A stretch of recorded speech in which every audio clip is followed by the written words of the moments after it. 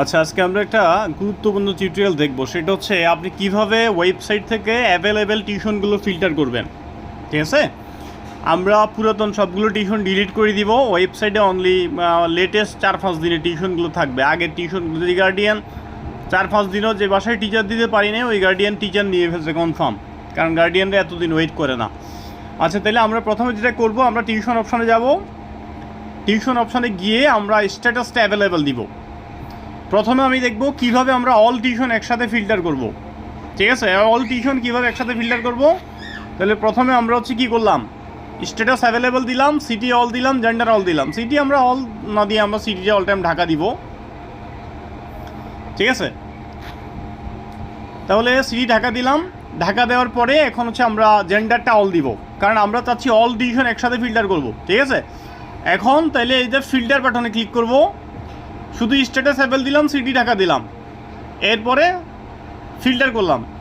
Filter করার পরে এখানে এখন সবগুলো টিউশন চলে আসছে। এই যে কপি বাটনে ক্লিক করার পরে দেখবেন যে এখানে সবগুলো টিউশন চলে আসছে। আমরা কি করব এখন আমরা কপি করার পরে এখন হচ্ছে আমরা এখানে গুগল ডক্সে যাব। প্রথমে প্লে স্টোর থেকে অবশ্যই গুগল ডক্সটা ইনস্টল দিবেন। এখন আমরা কি করব, আমরা এখন হচ্ছে যে এখানে একটা ডক্স ফাইল ওপেন করব। ঠিক আছে, ডক্স ফাইল ওপেন করব। এখানে আমরা ধরেন এটা এখানে পেস্ট করে দিব। ঠিক আছে, তাহলে আমরা ওয়েবসাইট থেকে কিভাবে অল টিউশন একসাথে ফিল্টার করব, একদম এখানে সবগুলো টিউশন চলে আসছে।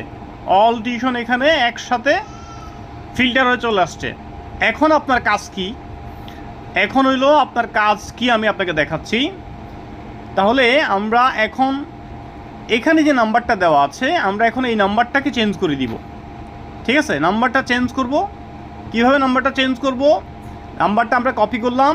কপি করে এখন এখানে কপি করার পরে এই যে 3 ডটে ক্লিক করব। 3 ডটে ক্লিক করার পরে ফাইন্ড অ্যান্ড রিপ্লেস, এখানে আমরা এখন যেই নাম্বারটা চেঞ্জ করব সেই নাম্বারটা এখানে বসাই দিব। বসাই দেওয়ার পরে এখন আমরা কি করব, এখন আমরা আবার 3 ডটে ক্লিক করে রিপ্লেস অল ক্লিক করব। রিপ্লেস অল ক্লিক করার পরে এখন আমরা যেই নাম্বারটা রিপ্লেস করব 016, আপনার নাম্বারটা বসাই দিবেন। ঠিক আছে, আপনার নাম্বারটা বসানোর পরে রিপ্লেস অল দিবেন। তাহলে রিপ্লেস অল কিন্তু হয়ে গেছে, সব নাম্বার চেঞ্জ হয়ে গেছে। ঠিক আছে,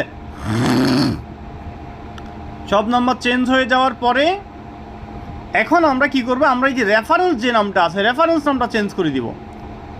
অর্কটা কপি করলাম, আবার হচ্ছে এখানে 3 ডটে গেলাম, ফাইন্ড অ্যান্ড রিপ্লেস ক্লিক করলাম।